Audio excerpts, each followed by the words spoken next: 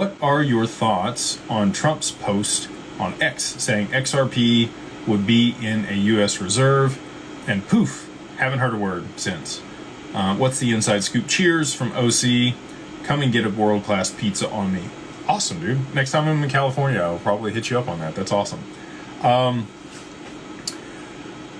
So Cardano and a few others actually saw a pretty good rally off of that news. Solana, Cardano, and XRP, I think, are the ones he named, and maybe Ethereum. And it didn't list Bitcoin, and Bitcoin people were up in a roar about that. David Sachs, talked about them not having audited the government when he originally got in, and they said that they would eventually audit the government's crypto holdings. I have not seen anything to date on that, but that doesn't mean that they don't hold large amounts of XRP and other digital assets already. We know that they confiscated the Bitcoin that they put in the reserve for that. Some people speculate that that's already been sold off at the top.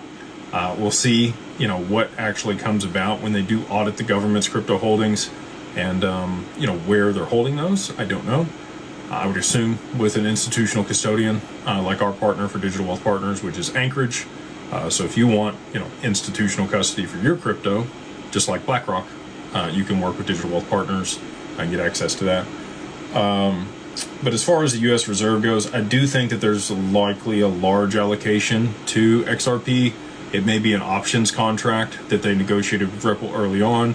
Greg Kidd was like the 4th or 5th employee at Ripple, and he's who got them with the Fed in 2014. So I know that they talked to them. I know that the U.S. government's been very aware of XRP for an extended period of time. Eric Trump has talked about XRP a couple different times when he's been asked about it. I got to talk to him a little bit at SALT last year, which was cool.